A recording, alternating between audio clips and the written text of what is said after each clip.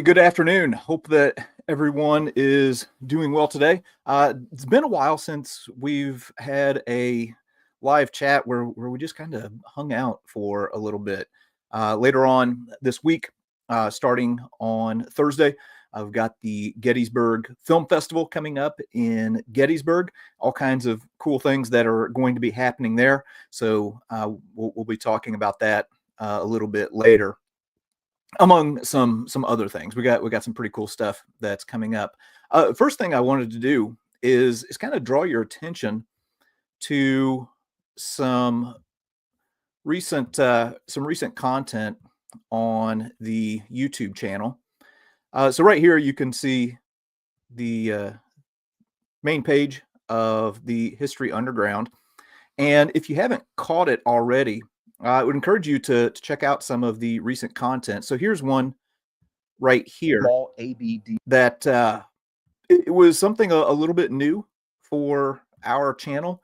I had Sander from Sander VK History do this map animation, and we were talking about a lesser known battle of the Pacific War called the Battle of Balikpapan, which was the first naval surface warfare battle of the Pacific War. So again, this was something that was a little bit different, and kind of a corner of the Pacific War history that many people may not know about. And then also we definitely ventured into something new right here in this area, doing a little bit of gaming. So kind of pulling a page out of vlogging through history's playbook and doing a little gaming. And I'll tell you what, I wouldn't consider myself like a big gamer. Wow, this is kind of weird seeing two of me on this screen right now. But this game is so much fun, and I am honestly learning a whole lot more about naval warfare and the different, vessels and things like that. So anyway, if you have a chance, go and check that out. And then also, let's go back here. Just yesterday, we uploaded this video right here, which featured a trip that myself and Erik and Andrew Biggio, author of The Rifle, and some others took recently to Europe. And the man that you were looking at right here is Lester Shrink. Les was a ball turret gunner on a B-17 and was shot down and was taken as a prisoner of the Germans, and then was held at first a place called Stalag Luft 6, and then later Stalag Luft 4. And we had the opportunity to take Les, who was 102 years old, by the way, back to the site of Stalag Luft 4. And it's one of the most incredible experiences that I've ever had. And I felt fortunate that we were able to go along and film it and document the experience and get this man's story captured and out to the public while he is still around, because the opportunities with these guys are very few and far between now. So anyway, if you want, go and check those out after we wrap up here. And one other thing that I need to clear up. So the other day, I made a post on social media that pulled from another episode that was in between the two that I just shot from the Halba War Cemetery. And I posted this photo right here. And as you can see there in the middle, you can see the name Erik Dorr. And I just simply posted this picture with the post RIP Erik Dorr. And I think I may have accidentally started an internet rumor that the Erik Dorr of the Gettysburg Museum of History had passed away. Well, here today, we're not only doing a live chat, but this is also a proof of life that the Erik Dorr of Gettysburg Museum of History is still alive. Yeah, it's not artificial intelligence. I should hold up current newspaper, I guess. But Hey, there were some people I don't know if you read all the comments across social media, but there were some people that had some nice things to say. One person said, "Wow, he looked so healthy." So I guess. I don't feel healthy sometimes, but thank you. Oh man! All right, so this week we've got the Gettysburg Film Festival that is coming up, and I think we're going to do a little bit of some live artifacting here in just a moment. But first, I wanted to chat a little bit about what's coming up with the film festival. What have we got going on? We'll talk specifically Saturday with the band. Okay. So Saturday we're going to be at the Gettysburg High School, and JD and I are going to moderate a discussion with some of the actors from Band of Brothers and one of the writers. And you know, the most exciting to me, at least, is that we're going to have the great Dale Dye with us, who's not only an actor in the series, but he's also the creator of the boot camp, and in my opinion, the person who made that series what it is. I mean, yes. Here we are all these years later, and it still has stood up to the test of time. And I really think that Dale Dye's input had a lot to do with that. So we're real excited. We also are going to have Matthew Leach, who is an actor, played Floyd Talbot. We're going to have Mark Lawrence, who played Dukeman. Yep. And John Orloff, who wrote a couple of the episodes. And my favorite, I believe he wrote episode number 2, which is, you know, the D-Day episode. Yeah. So I'm pretty excited about that. I know all these guys except for John. I've never met John. I mean, I'm friends with him on social media and stuff, but I've never met him in person. So it'll be really great to meet him. But, you know, I was at one of these, a similar Q&A kind of symposium thing several years ago in Eindhoven, and it was hosted by the great Reg Gents over there. And Dale was on that one, as well as Matthew Leach. And it was just really great. I mean, Dale's got some great stories. The actors have great stories, but Dale has like a behind the scenes kind of stories as well, which is real exciting. Then after that, after the symposium, you know, and I believe that you know, actors do a lot of the talking. So JD and I won't be saying much of anything. I mean, we'll be there to moderate it, but actors will talk. And then afterwards, though, I think it's real important for us to have enough time to take a lot of questions. I think people will have questions for them. Yeah. And I understand that the event is going to be very well attended. I don't know if it's sold out or maybe it is, but I saw a number somewhere along the way, and I was like, wow, that's a lot of people for something like that. And so anyway, after that, we're going to come back to the Gettysburg Museum of History, to the Annex building, and we're going to do an autograph signing session with all these guys. And I think John Orloff will need to go to another event at some point. So he'll only be there for a little while, but the other guys will be there as long as we need them. So what we're going to do with the autograph signing is, you know, it'll be at the Annex building. So we're trying to figure out a way to have like a line through here. So I think we'll have a table and we'll have books. So Dale Dye wrote the foreword to Fierce Valor, the book that Jared and I wrote.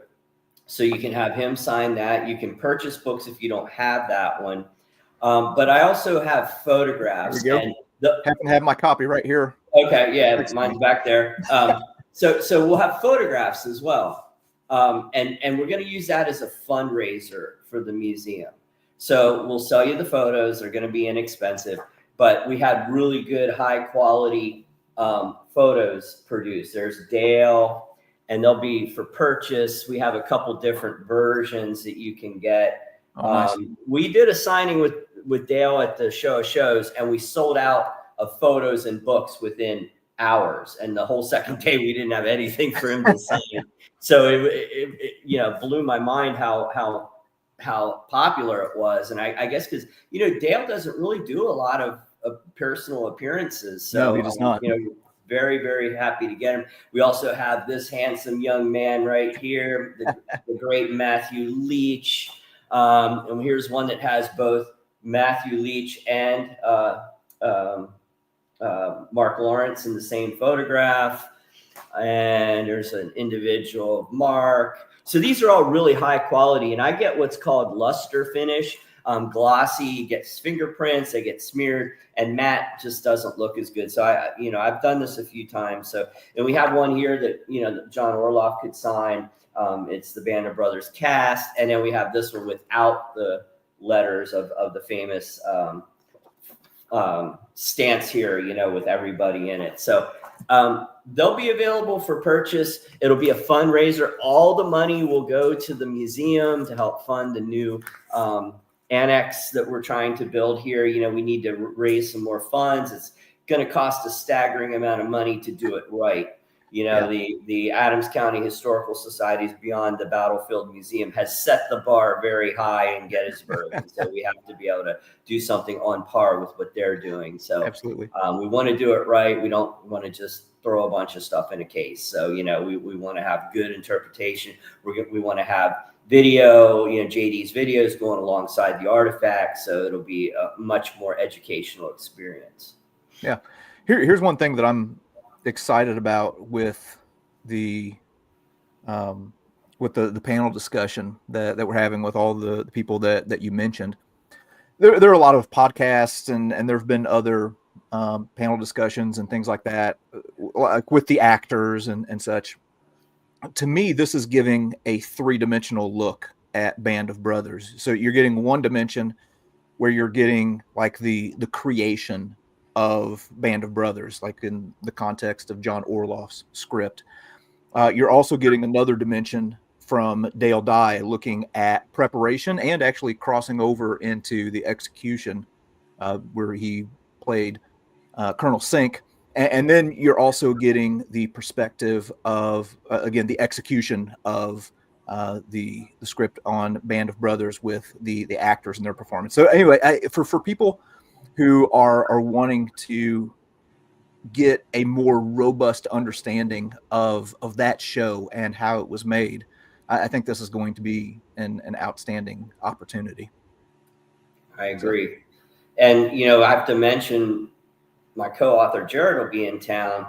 So this may be the only time that all 3 people that contributed to the book, Fierce Valor, will be around. I mean, I was hoping Jared could be at the signing. I don't know if he can come for a little while, but he's doing an event, like I think a half hour into our program. So that's why they're going to have to pull John Orloff away. Yeah. Maybe we'll see if we can catch him on the front end of that.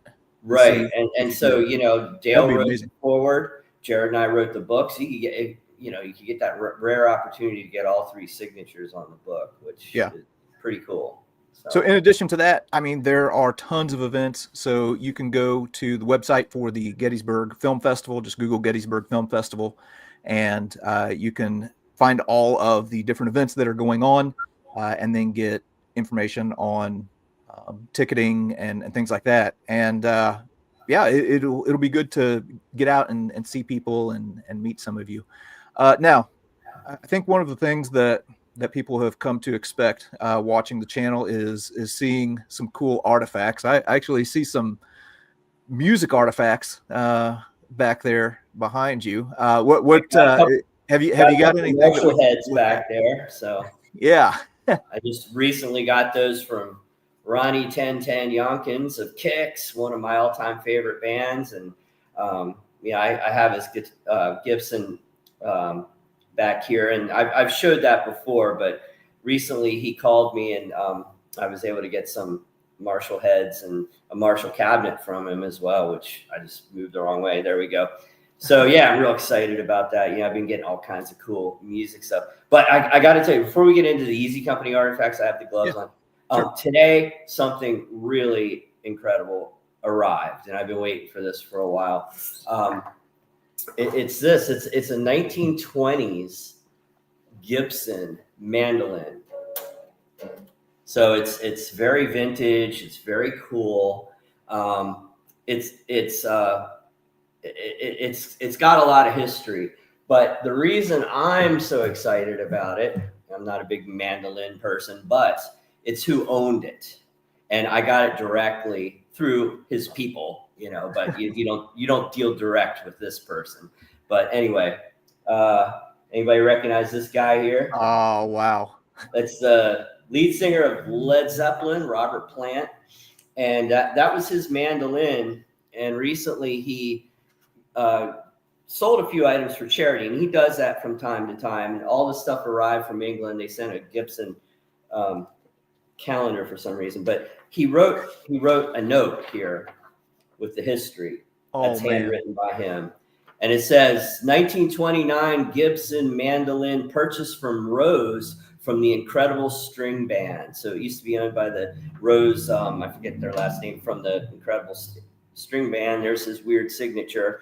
And it also had a bunch of stuff in the box. There was like some repair orders, like when he had it cleaned and repaired a while back. It says, Robert Plant on there. And he paid £52 to have some repair work done on it. And there's also like there's like a strap and there's a bunch of stuff in the box, but very cool. Anybody who knows me knows I'm a huge Led Zeppelin fan. I mean, they're like my all-time favorite. And it's really hard to get material from them, like stage used or anything they own, because they keep everything usually. I mean, I have a couple of other things from them, but it's very hard to get stuff out of them. And, this is going to go to a charity. I'd gotten some shirts from Robert Plant a while back, but he's very, very active in his local community. So this is going to go to the Good Shepherd in Wolverhampton. And, it's kind of like a ending homelessness, supporting recovery. It's like a addiction recovery and stuff like that. So, he supports that local charity. It's kind of like a local Goodwill kind of place. And like I said, I've gotten some shirts from him a while back that same situation, through his people. But the money goes there. And anyway, let's get back to history. I mean, the music thing's awesome, but JD asked me to bring a couple of Easy Company items that we haven't seen, but I think we have seen these. Actually, I was thinking about it.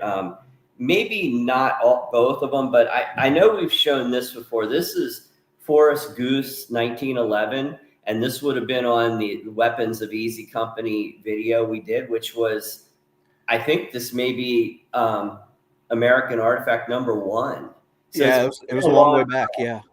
But I love this because there's pictures of Forrest Goose taken on D-Day or the day after D-Day, and he has it in a shoulder rig on his chest. So you can actually see this on him. And of course, there's the famous picture of them taken in St. Marie de Mont on June 7th, where there's the guy standing there, and Forrest Goose has this gun on him in that famous photo, which, by the way, we own the original negative for that same photo as well. But I can't remember if we showed this or not. This was also Forrest Goose. This is a P-38. This was a captured war trophy. Oh. Did we show that one, JD? It's been I a while remember. since I watched it. Yeah, it's been so long since we've done that. I can't remember. Yeah, because I think maybe we didn't, because I had Ronald Spears P-38 as well. So Yeah.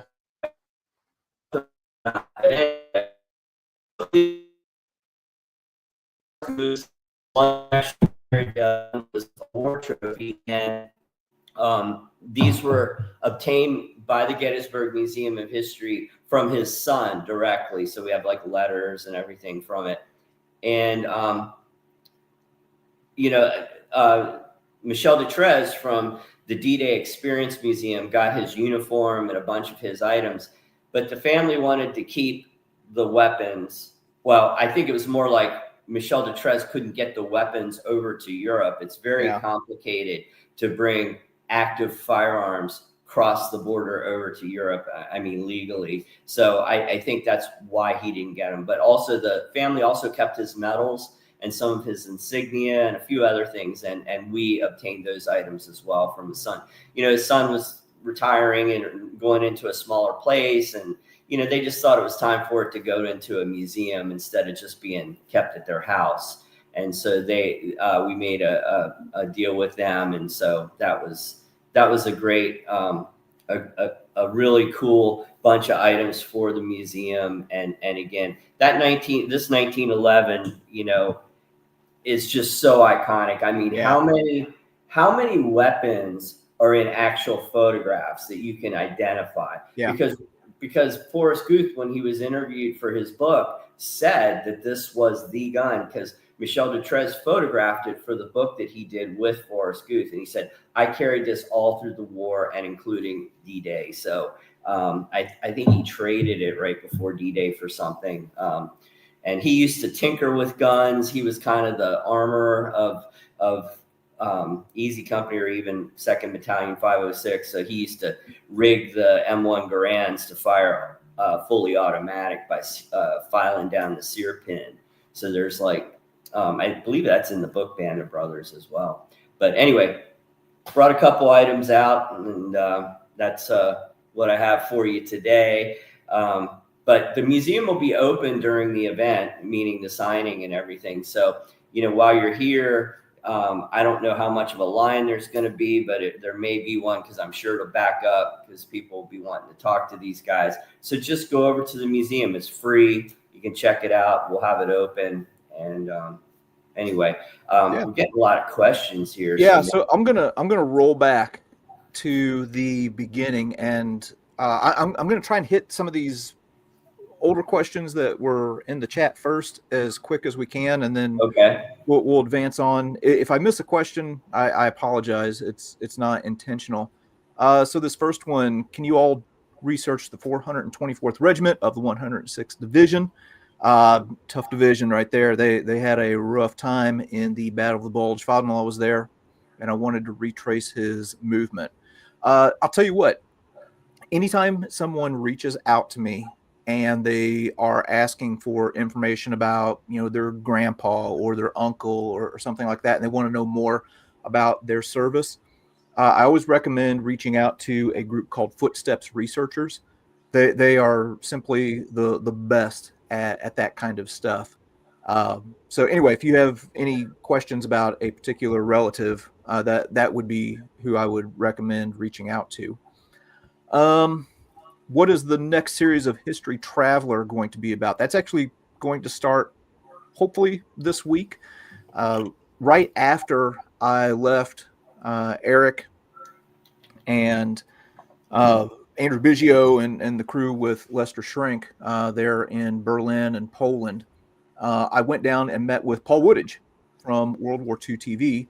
And we went to the Channel Islands, went to the islands of Guernsey and Alderney, which was just a jaw-dropping experience. So the next series will be kind of rolling out those videos. Let's see. Okay, Erik, this was probably more suited for you. I know that you have many Civil War relics at the Gettysburg Museum of History. I even own a few that I bought from you guys. Well, thank you. Any recommendations on what not to buy that is likely faked in other locations? So what, as far as Civil War goes, it sounds like that's what he's asking specifically about. What's the minefield when it comes to Civil War? Confederate items, especially belt buckles. I mean, people have been making reproductions, making casts of original Confederate belt buckles for 60, 70 years now, maybe even longer. And some of those can be very difficult to detect. And I've even seen situations where there was one in question and it was shown to a couple of different experts in the field, and they had different opinions of the authenticity. So yeah, belt buckles is probably one that you would need to get from an absolute expert, or anything Confederate. The Confederate stuff is so much more rare and valuable that it's forged quite a bit. So yeah, definitely be careful with Confederate items. Oh, and hey, JD, can I say something real quick before I forget? This popped into my head when you were talking. Recently it was the anniversary of the liberation of Dachau concentration camp. It was a few days ago. And a guy reached out to us, and he had seen the videos that were done at Dachau. and he wasn't aware that the I guess it was the 42nd Division. 45th. 45th Division, Yeah. sorry. Knew it was one of them. Didn't have a plaque at the entrance of Dachau, although they were the one of the first units in that liberated the camp. And that was because, I don't know, there were some incidents that happened. There was some extreme outrage when that camp was liberated, rightly so, in my opinion. But there was some quick justice handed out by some 45th Division guys. And so it became a little controversial. I think there was what may be considered war crimes that happened. And it was revenge. It was outrage for what these American soldiers had seen. And the inmates of that camp were telling them happened. And anyway, they never got a plaque put up because they didn't want any controversy. I guess it's such a controversial and touchy area. Well, a guy who watches the channel, who's had a relative in that unit, couldn't believe it, and so he made it his mission to try to correct that wrong and get a plaque put up for them. And it actually happened. He called the right guy or wrote the right letter, and it actually happened. And it was dedicated on the anniversary. It was the 80th anniversary this year. And so there's a great thing. Now, JD won't talk about things like that because he's so humble. But I think that is one of the most incredible things that has happened, in my opinion. Here's a channel, the guy didn't know his ancestor was in that unit, and he went out and corrected that historical problem there. And it was because he saw JD's channel, and JD had mentioned that the 45th Division does not have a plaque.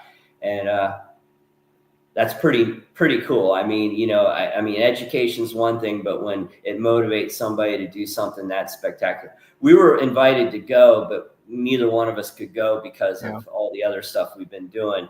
But he sent us photographs, and it's pretty cool. And good job, JD. So yeah, well, I was just happy to see that a plaque went up. So this individual, it sounds like he and some others did all of the legwork on it. I just did my camera monkey stuff, and well, you planted the seed and he ran with it, so it was good. Oh, cool. All right. Well, now I feel uncomfortable. Let's move on. But thank you. I appreciate that. Here's one. It says, my great uncle served under Patton from Africa, Italy, Belgium, and Germany. So it's probably Sicily instead of Italy, but it's a small point. If I want to send World War II collectibles, including several Nazi medals, should I send them to Erik Dorr? Yes, of course. Yeah, absolutely. Yeah, absolutely. So what would be the process of that? Because there's probably, well, I'll let you take that question. Where could they reach out? You can email us at info@GettysburgMuseumofHistory.com and just send us some photographs. But we'll always take donations if you want to donate it. If you want to sell it, we do buy stuff sometimes too, but that's usually when we buy things, we usually buy it for resale unless it's something that's going to stay in the museum. But if it's a donation, it always stays here. We never sell donations unless the person who donated it instructs us to do so either on their behalf or to raise money for the museum. So, we're very, very honest and above the board with all that. We just talk to each person individually. So, the email info@GettysburgMuseumofHistory.com will work. We also now have a cell phone in the museum, so you could text photographs to the phone number, which is 717-337-2035. But more effectively, the email is better because we get so many calls and stuff. Sometimes things get overlooked, but Becky, our manager, goes through every one of the emails, and we get so many emails. It's overwhelming. Like, she's really good. It makes my head explode. So like she she is able to sort them out. And, so yeah, definitely an email. And if you decide to donate it, I'll thank you in advance. We appreciate it. All right, awesome. Here's just a quick comment. Love the video where you went back to the Rhine River with the veteran as old Jack Moran. Yeah, that was a very recent video, and yeah, walking that ground with him was an unforgettable experience. Have you ever found an artifact while making a video? We've done a few metal detecting videos. There was one that I did at Jenkins Ferry in Arkansas.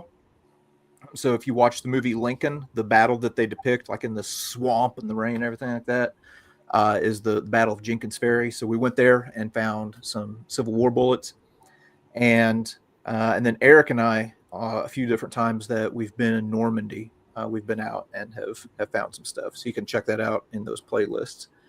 JD, what are the top 3 lesser known Battle of Normandy locations to visit, not including the beaches? Oh, crud. Put me on the spot there. I don't know what is considered lesser known. So I'm going to take that question and assume that,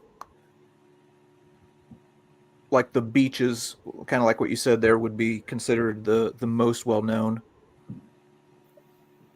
Among Normandy nerd circles that Erik and I run in, Angoville-Alplaine is pretty well known, but I don't know how widely known that place is. Yeah. So I would say Angoville-Alplaine,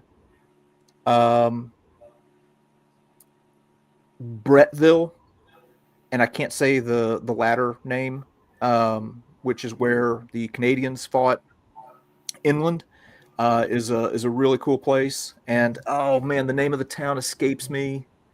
I could look it up, but there's another town just in. You can go and watch the video that I did with Paul around the Abbey Ardennes. But there's some famous photos that were taken of the 12th. I'm pretty sure, yes, 12th SS. You can go and see some stuff there. That is a pretty cool place. And if we're saying Battle of Normandy, then I would also say the Hay de Puy would be another one. Again, that's getting more inland. All right, so let me zip through. I'm going to go ahead and get way down here. So if I here, well, let me just hit this comment. I want to thank Erik for the package I received today. Bought almost $1,000 worth of product from the store, including your autographed book. Love all the stuff. Can't wait to be there next month. Awesome. Yeah, thank you. Appreciate that. That. All right. All right. If I miss your question, I apologize. I just saw one that said, was the guy on the grave related to me? And oh, okay. it was spelt differently. I mean, the Dorr on the grave had 2 umlauts above the O, and my name doesn't. And then there was a Peffer, which is my mother's maiden name, like right next to it, catty corner from it, and that was spelled the same way. But as far as I know, not related. I mean, my name is different. Like the way you pronounce Dorr with the umlauts is different than Dorr the way I pronounce it. But there are, once in a while, I will find a German grave with my name. And, there's a famous general named Hans Dorr that spelled it like me. So I don't know, maybe he went back a couple hundred years, you might be able to find some connection, because the Dorrs that I descend from actually moved to England for a while, and then they came over to the New World. So they went from Germany to England to America, and they've been over here since pre-Revolutionary War, U.S. Revolutionary War. So yeah, and if you watch that episode, it's just a few episodes back on the Halba Forest War Cemetery, one thing that was crazy is Erik called me over and he's like, "Hey, look at this!" And there's this Erik Dorr on there, and he said it would be really cool to find a Peffer. So he's descended from the Peffer family in Gettysburg. And I'm not kidding you. I turned and took 2 steps and looked down, and there was a Peffer right there. So there was a Dorr and a Peffer right there within, 5 or 6 yards of each other. It was wild. that was crazy. And, you know, a lot of people don't know that if you do visit a German war cemetery, you can look up, most of them have either a computer database or most of them have a book.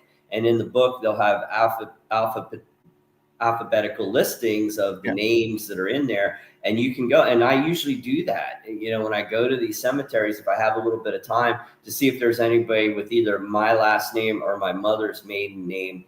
And, you know, once in a while I'll find one. There's a Adam Dorr, I believe, that has the umlauts also in the German war cemetery at Berchtesgaden too. Oh yeah, that's right. I remember that. Yeah, I remember yeah. that. So you do see them once in a while. Pretty interesting. So that's something a lot of people don't know. If you ever visit one of these places, if you are German or you want to look up somebody in particular, you can go up there and look at them, and it'll tell you what row and all that stuff. So you can do that. You know, I went to Normandy 10, 15 years ago with a guide, and he went and did that. I said, "What are you doing?" He goes, "I'm looking up this name." And I was like, "Wow, I didn't know you could do that." And so anyway, a lot of people don't know that. Cool. All right, John Eden, first, thank you for that super chat. Holy smokes, that is helpful. JD and Eric, will there be any live cast available for those of us who cannot attend? There's not going to be anything live cast. I'm going to see if I can get a copy of the video to maybe post later if they film it. So stand by on that one. Let's see. How about some Aleutian Island Japanese American battles during World War II? That is actually on my list because my grandpa was at Adak Island in Alaska. The problem with that is, dadgum, it is hard and expensive to get to. But I do want to do that. And I also JD, want. can we do a live during the signing at all? Because that's not going to be filmed by the Adams County Historical Society, as far as I know. The signing? The signing, yeah. No, that won't be filmed. Yeah, we can see about it. Yeah, that might be a good time to do it. Yeah, maybe I'll go live at some point when we do that. Yeah. Okay. Yeah, so be watching for that on Saturday, maybe. Let's see. Are you going to visit Hiroshima and Nagasaki? Maybe. Working on it. Let's see. Can you do some Russian theater of World War II? Recently saw a short of Russian military graveyard. Expand, please. Yeah, I would really, really like to do that. I have done some Eastern Front content from World War One. I was in Shimish, which was nicknamed the Verdun of the East. So you can go back and look that stuff up. Russia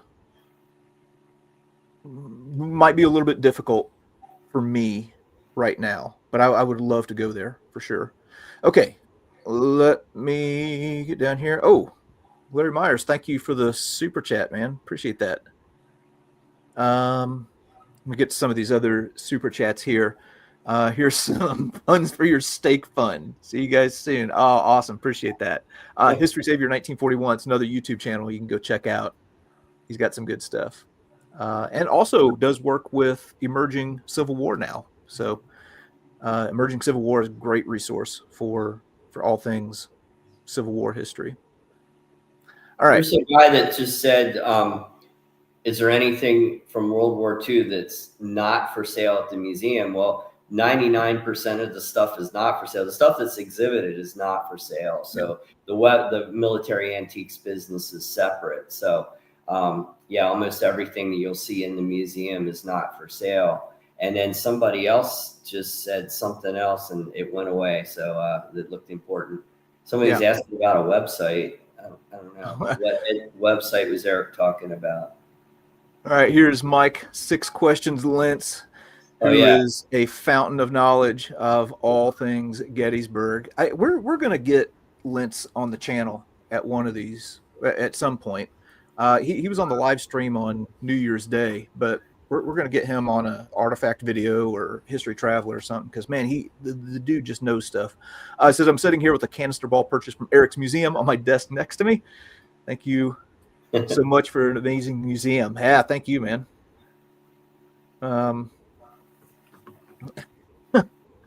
Oh, goodness. I just saw another comment here. Yeah, okay. So I'll just go ahead and post this in case people saw it. JD found a dead body once while making videos. Yeah, true story. Um, we were we were in Normandy a couple of years ago, and police were there. So to be clear, I didn't find it, but we did walk up on the scene where, unfortunately, a dead body had washed up on the beach there, at Omaha Beach in the Easy Red sector. Okay. Um, One more question. Would you recommend saving money and going to the Show of Shows again in 2026? Or should we go ahead and come to the Mac show this year and hit up the Gettysburg Museum too? Eric, I'll let you tackle that one. I would say come to the Mac show and come to the museum if you had a choice of either one. But both shows are excellent.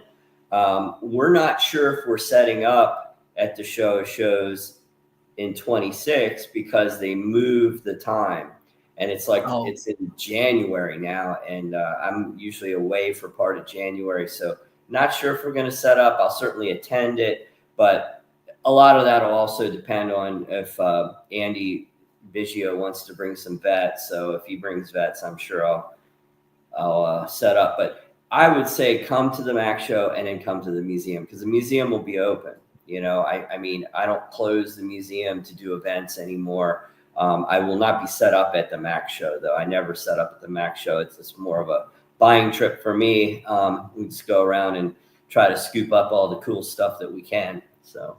Yeah, man, that's one show I need to get to. I've never done that one before. Somebody just said, "What is the Mac show?" The Mac show is a military antiques extravaganza. It's a huge military antique show, and it's one of the two big ones in the U.S. There's the Show of Shows, which we've done videos with, and then the Mac show. And Mac show is in York, Pennsylvania, so it's really close to the museum, so you can do both. Cool. All right. Again, if I'm missing your question, I apologize. I'm just trying. I'm way behind here. All right, Ryan. Thank you for the super chat there, man. Let's see. And here's another one. Will you guys be attending the rifle event in Boston the following weekend? Unfortunately, I cannot, because my schedule is just starting this week. With the Gettysburg Film Festival, I'm going to be going at just 90-0. But Eric, you're going to be there, right?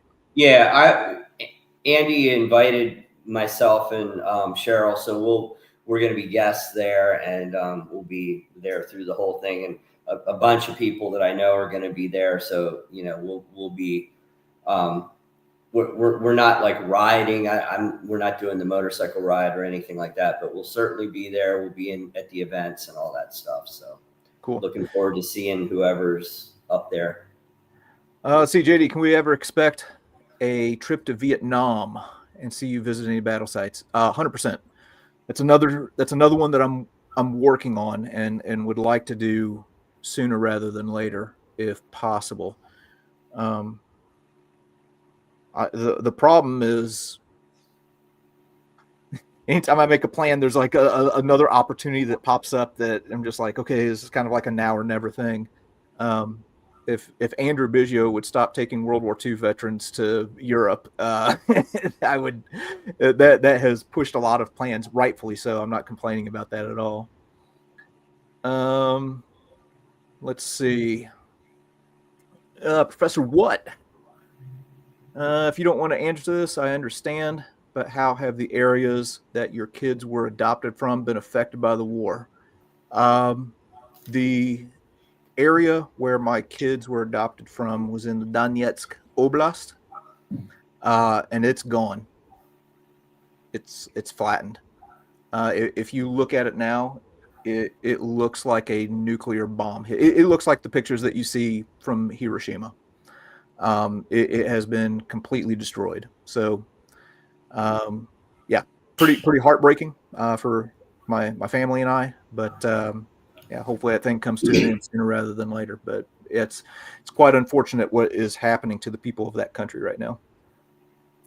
Will you ever link up with Mark Felton? I don't know. I don't know Mark Felton. To be honest, I don't even know anybody who knows Mark Felton. So Yeah, seems like nobody knows him. yeah, I know. Nobody in the historian circle seems to Yeah, know. It's kind of like yeah. a mystery. Let's see, Eric, do we have anything Australian in the museum? Ooh, I'd have to think about that. I don't think I do really. No, I can't think of anything. There's a guy by the name of Grant who is a frequent listener on addressing Gettysburg, and he's Yeah. Australian, and I think he's coming to the film festival this week. Oh, So cool. if he comes by, we will have one Australian thing in the museum. That's it. Let's see. Here's another one. Does it ever hit you emotionally when visiting some of the war cemeteries, especially when learning some of the tragic stories about the men interred there? I remember the story of the father and son. Eric, you want to tackle that one first? Um, in the American cemeteries, it certainly does. I mean, almost every time. In fact, yeah, I have to compose myself in the American cemeteries, but the German ones maybe not so much, except for you think, oh my gosh, all that wholesale slaughter of human life. But yeah, the cemeteries in Europe, especially, the ones here, like in Gettysburg, I grew up here, so it doesn't quite hit me the same way as it may hit some people. But the ones especially the Normandy American Cemetery, I mean, that place is so incredibly beautiful, and you have they play the chimes on the bells, and it gets me every time, really. Yeah, So. yeah, and I would echo all of that. For me, I'll tell you what, and some people might think that this is sacrilegious in American saying this. The Commonwealth war grave cemeteries, I find to be the most moving. Not to say that when you say that, it makes it sound like the others are less. So I shouldn't maybe phrase it that way. But I find them very moving in a different way. How about that? Because you have like the personal messages and the Yeah. epitaphs that are etched in there, and man, you read those, and you know that some guy's mother is just heartbroken, and um, and etches these messages into these stones. Those are the ones that really get me. All right, going to Berchtesgaden in June. Anything you recommend besides Eagle's Nest? We've been there a few times. So I would say the Berghoff site is definitely one that you'll want to hit. Also, right there by the Eagle's Nest, just opened up in the past couple of years. They have the documentation center, which I thought was a pretty good museum, but it's also a place where you can get into the tunnels underground there in Berchtesgaden. Eric, what else? Somebody said, how'd you get Ronnie to sign the amp behind you? Oh, So Ronnie 1010 Yonkins from Kicks is a friend of mine. I've bought some equipment from him. So I went to his house and he signed them when I got the amps from him. So they were actually his amps, and he was downsizing, and I got a couple of cool things from him. So yeah, he's a friend of mine. If you can go see his band, the Blues Vultures, I highly recommend it. He's in that band now. They opened up for LA Guns the other night, and I was hanging out with them in LA Guns, so that was a lot of fun. So cool. The old Kicks fans will know that Ronnie is in the Blues Vultures now. So. Nice. Let's see. Have I done any videos on the 5th Division, Red Diamonds? No, I have not. But I do try to hit some of these lesser known divisions. There are ones that we talk about a lot, like the 101st Airborne Division, the 82nd Airborne, things like that. And then along with that, I also try and focus on some of the divisions that are lesser known. But I haven't got to the 5th yet. Okay, I'm going to scroll down a little bit more here.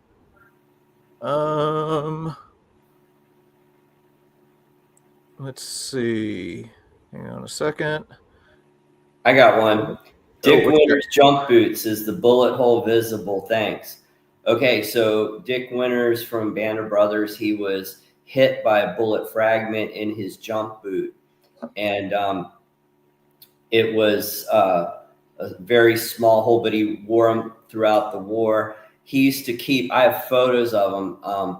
I believe his family still has them, but I'm not 100% sure on that. I would think that's where they are. But he kept a piece of yarn tied through that hole so you could see it. It was so small. But yeah, I have really good photos of those jump boots with the bullet fragment hole that went the whole way through. And like I said, he kept a piece of yarn so you could easily see the hole, because I guess it was so small, and like from wearing it, it kind of doesn't look like much, but when you have the yarn in there to show it, you can see it better. Nice. All right. First off, thank you for the super chat there. Let's see, more of a statement than a question here. Longtime watcher of the show. Thanks. Appreciate that. I simply want, as a Belgian, to thank your countrymen for the sacrifices so that we could be free. Hey, man, I appreciate that. And I'll tell you what, you go over to Europe, well, you can see it in one of those videos that I did. Which one? It's the one where Lester Shrink meets up with the guy from the Second SS, Gerhard Fempel. At the end of that video, we go and I show some scenes from the parade and from the celebration for the 80th anniversary of the Battle of the Bulge. And as these veterans are being wheeled, these old warriors are being wheeled down the street, you can hear people in the crowd saying, "Thank you, thank you, thank you."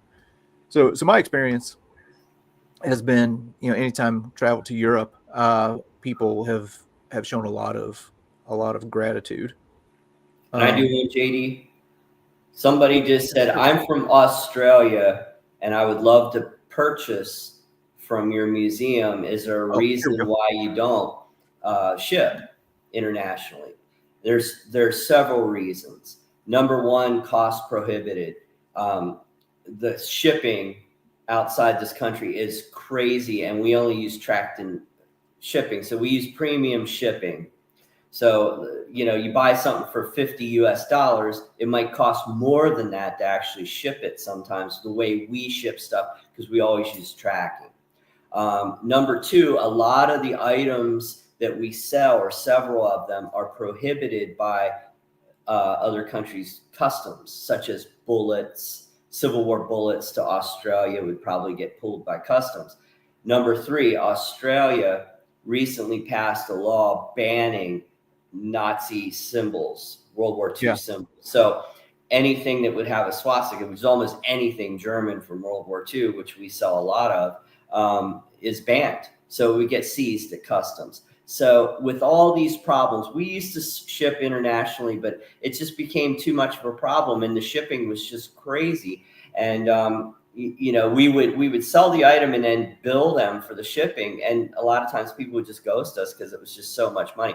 So we just stopped it. There's just way too many reasons that it just makes it too difficult and too expensive. So we apologize. It's customs and a cost issue. So, but thanks for your interest anyway.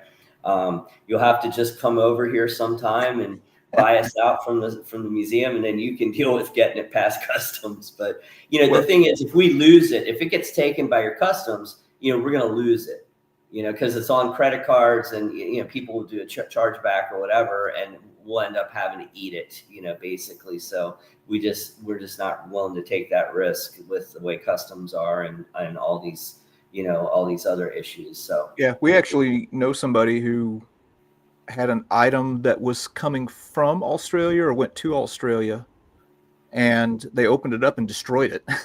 Yeah, and it was an SS general's coat too. So it wasn't like it was a $5 item. It was an incredibly rare and expensive item, and they trashed it. They took a knife and cut it up. Yeah. Which is just insane. It was like, I guess somebody at the customs office was an activist as well. So that item was destroyed. That history was destroyed, and not good.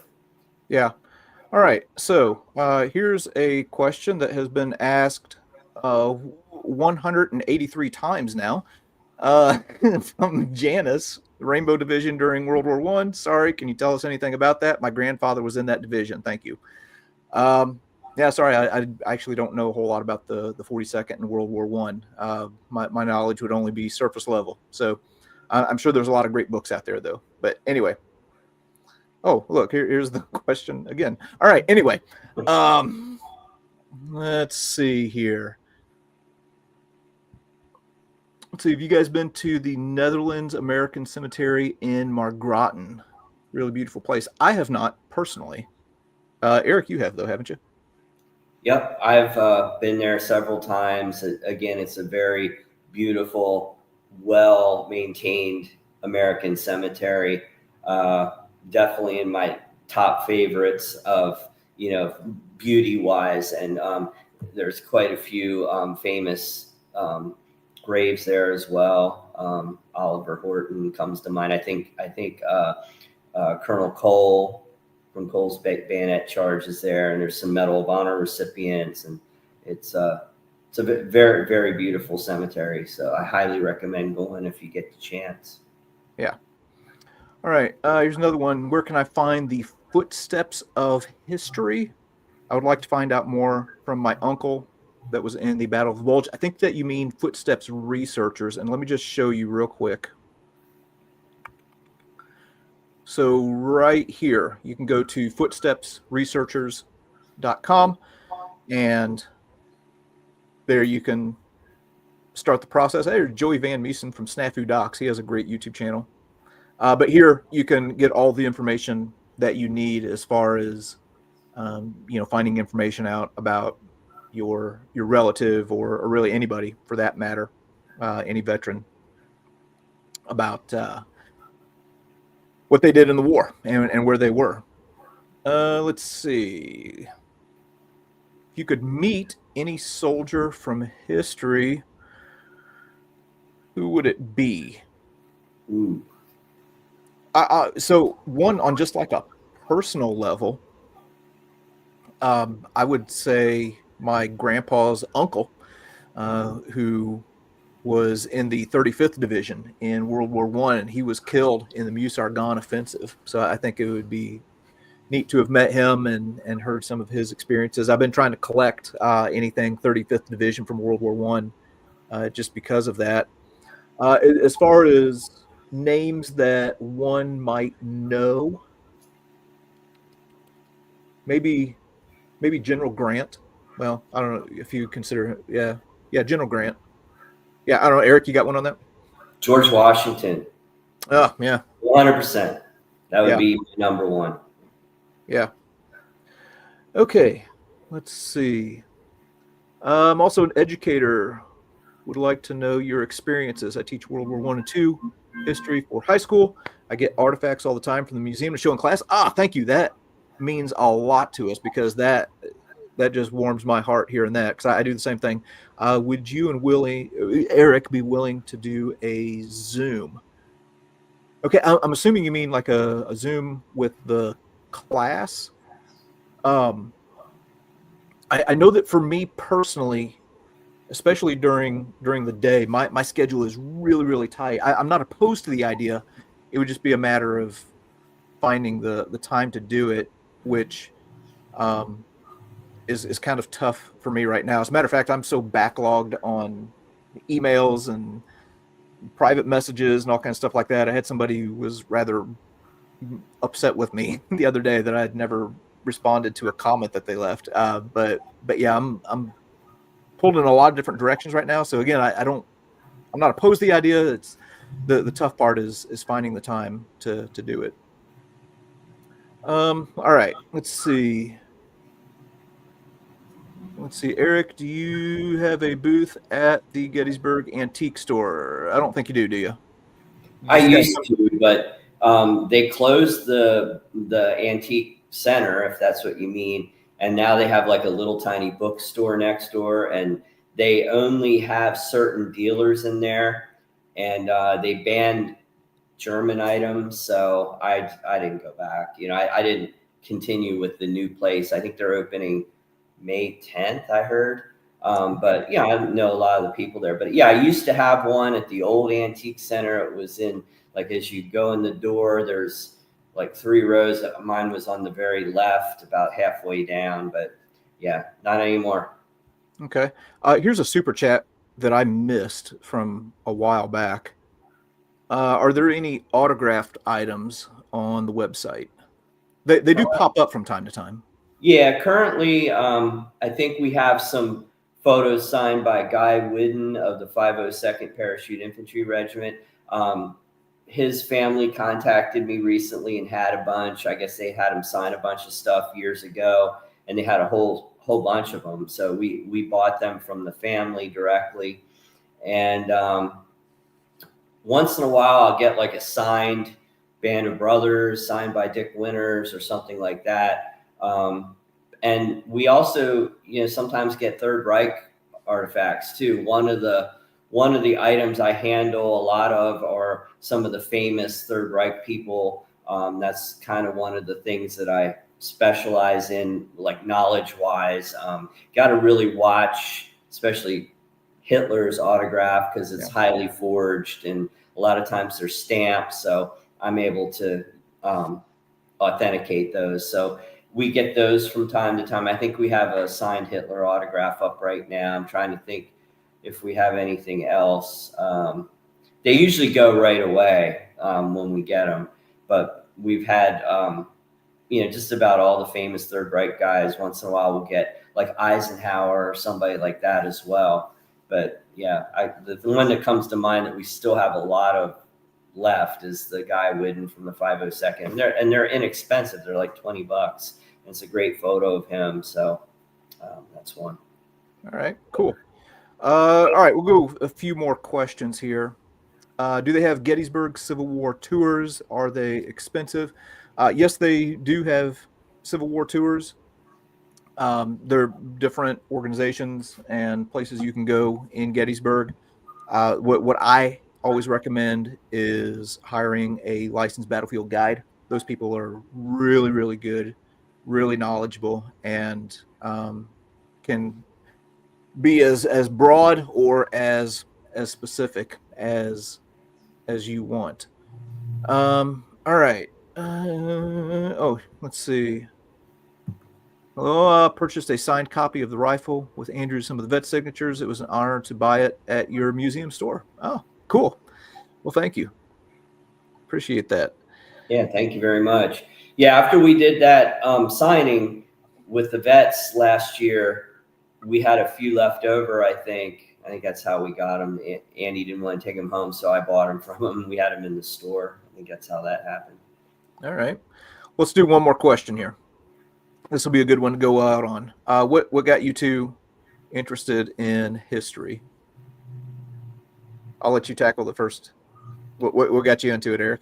Well, my grandfather is my influence. He grew up on the Gettysburg battlefield. His father grew up on the Gettysburg battle. I mean, it was the Peffers of Gettysburg. So my grandfather was really interested in the Civil War. He used to give tours. He used to be mayor of Gettysburg. He's friends with General Eisenhower, who lived here. So he had a wealth of knowledge, and the artifacts that my ancestors found on their farm were in the possession of my grandfather. So he showed me those items. I became obsessed with the artifacts and the objects more so than anything else. And that really got me going. And also one of my grandfathers was in World War I, one of them was in World War II. So I had an interest from them as well. And a lot of my neighbors growing up, like my janitor at my elementary school and a bunch of my neighbors were World War II vets. So that, branched me into World War II. So that's where it came from me. And it's about, I've told that story before, but yeah. And mine is similar. My grandpa's really got me into history, and a lot of it was just telling the stories, talking about growing up during the Depression, being in World War II, being in Korea. That's what really kind of sparked my interest. So yeah, grandpas are special people. And just had one more super chat roll in. Let me hit this. before we go, any idea when the new portion of the museum will be opened? I think the answer to that is we are working on it, but we got to raise a lot of money first. Yeah, we do. And we have the blueprints ready, so we're plugging along. We had to make some changes to the blueprints. You have to do everything by the book in Gettysburg because of the historical artifact or architectural review board. So, there's certain things you have to do. You have to comply with the Americans with Disability Act. So, there's a lot of hoops to jump through, especially in the town with the parking situation and what they'll let you do and what they won't. So yeah, we're working on it. But yeah, the money thing is a big part of it too. It's going to cost a lot more than anybody could ever imagine to do it the way I want to do it with the videos and with JD's Sure. videos and everything. So, we're also talking to my website guy. He wants to create an avatar that greets you at the museum and maybe do a 3D hologram projection. So that's very costly stuff, and that will be down the road. We need to get the thing open first, but we're talking about some really exciting new technology. So, we really want to blend the old-fashioned museum look that we had in the old place and the old feel of a GAR hall with some new technology. So you have the best of both worlds there. One thing I need to say, and I can't believe I didn't say it when we were first talking about the signing, besides my book and Jared's book and the photographs, we're also going to have some copies of Dale Dye's books. He's shipped up a couple of cases to me. So, his latest book is a Korea War book. So those will be available as well. So we'll be able to provide those for you. And, those of you who read Fierce Valor and read the intro, and maybe some of you have read some of Dale Dye's books, he is a phenomenal writer. He is just really, he's a man of many talents, but he's just an incredible writer. I'll never forget when I got the forward back from him, and I researched that he had written 20 books at the time, and he has all these books out, and I read that forward and I was like, oh my gosh, this is really, really good. So he's a phenomenal writer. So his book will be available as well. So check that out. Oh, well, cool. I'll be picking up one of those for myself. All right, cool. Well, hey, thanks for carving out a little bit of time to answer some questions. And I guess I'll be seeing you this weekend. All right. Thank you, everyone. See you, man. Take care. All right. Well, hey, thanks for popping in and joining us this afternoon, and for the questions and the super chats and everything like that. Remember, this coming weekend is the Gettysburg Film Festival. All kinds of cool events and screenings and different things like that you can go see. And then, of course, on Saturday at 10 a.m., we have the panel discussion for Band of Brothers at the Gettysburg High School. You can get your tickets on the Gettysburg Film Festival's website. And then following that at, I think, 12:30, if I remember right, is the meet and greet and book signing at the Gettysburg Museum of History. So anyway, hope to see you all there. If you haven't caught some of the most recent episodes of the History Traveler and American Artifact and all the other things that are on the channel, we'll be sure to check those out. And later. Thanks.